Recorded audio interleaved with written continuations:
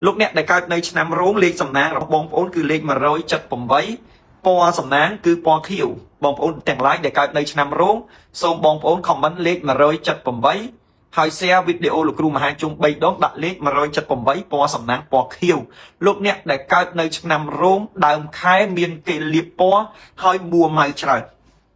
đàm khai miền kề liệp po bà miền kề liệp po hai khuôn anh còn mua mày đái ấp sờ bài chật thế bà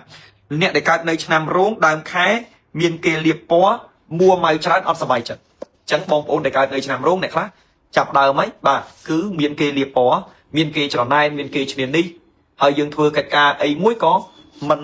mình đôi bầm món việc ta kêu liệp po kêu vậy đau mấy cái đau cả hai ấy của mình đưa ca năm rốn nhưng đấng ra dịch mình đưa lò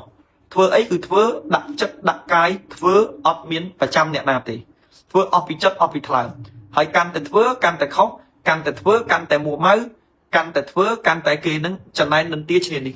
chẳng à lấy chua bay nhẹ ca năm rốn đau khái miền kê thì dây đau miền kê liệp po việc là liệp po nó mày tha cái phần khâu dương này nè dương là ón cái tên dây thay dương là cọ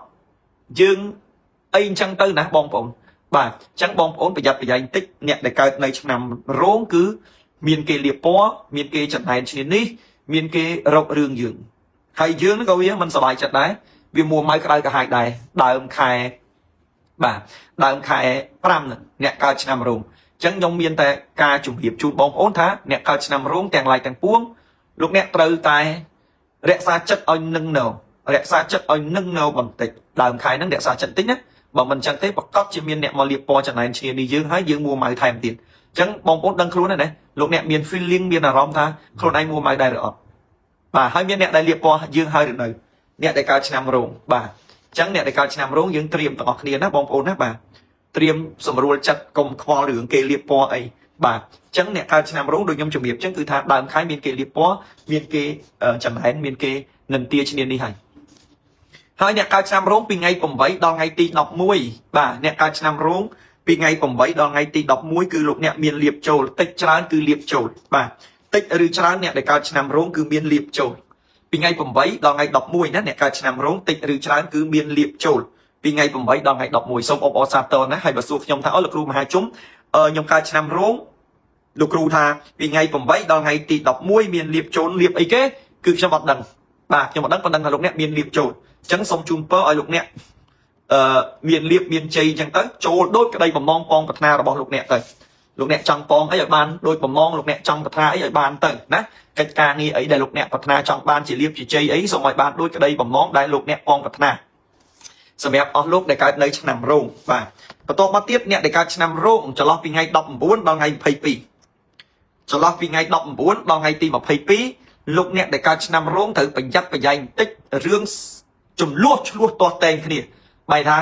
រឿងឆ្លោះគ្នាកើតឡើងហើយឆ្លោះគ្នាជាមួយអ្នកណាឆ្លោះគ្នាជាមួយនឹងប្តីប្រពន្ធឬមួយក៏អ្នកដែលនៅជុំវិញខ្លួនហ្នឹងព្រោះថា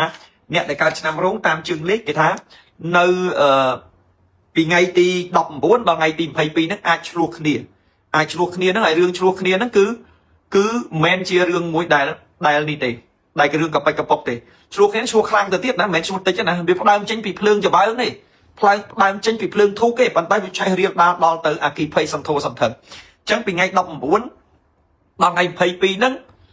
លោកអ្នកដែលកើតនៅឆ្នាំរោងគឺត្រូវឆ្លោះគ្នាប៉ុន្តែសួរតែឆ្លោះរឿងអី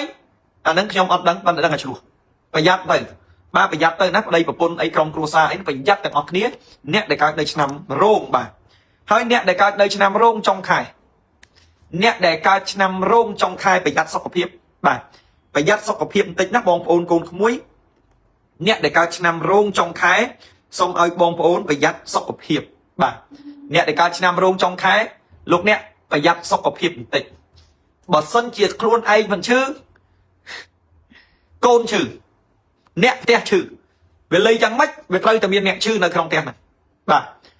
វាលៃយ៉ាងម៉េចត្រូវតែមានអ្នកឈឺហ្មងព្រោះឆ្នាំរោងចុងខែគឺឲ្យប្រយ័ត្នសុខភាពបងប្អូនណាបាទឲ្យប្រយ័ត្នសុខភាពលោកអ្នកដែលកើតនៅឆ្នាំរោងចុងខែឲ្យប្រយ័ត្នរឿងសុខភាពបន្តិចនេះបាទគឺបើសិនតែអូខេយើងប្រយ័ត្នបានហើយស្រាប់តែ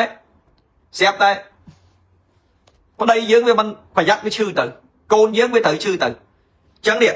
អ្នកកើតឆ្នាំរោងចុងខែត្រូវតែប្រយ័ត្នរឿងសុខភាពបន្តិចអញ្ចឹងបងប្អូនជូនពរឲ្យជានៅជំងឺឈឺកាត់ទាំងឡាយទាំងពួងទៅហើយមនុស្សកើតឆ្នាំរោងមកជីវិតធ្វើអំពើល្អគេមើលមិនដែលឃើញជឿខ្ញុំបាទមនុស្សកើតឆ្នាំរោងមកជីវិតធ្វើអំពើល្អគេមិនដែលឃើញទេហើយបើធ្វើអាក្រក់អាហ្នឹងគេឃើញលឿនបាទបើធ្វើល្អគេមើលអត់ឃើញប៉ុន្តែបើអាក្រក់គេឃើញលឿនអញ្ចឹងអ្នកកើតឆ្នាំរោងប្រយ័ត្នប្រយែងចុងខែគឺសុខភាពបើខ្លួនឯងឈឺក៏កូនឈឺដែរប្រាប់ត្រង់ហ្មងអ្នកកើតឆ្នាំរោង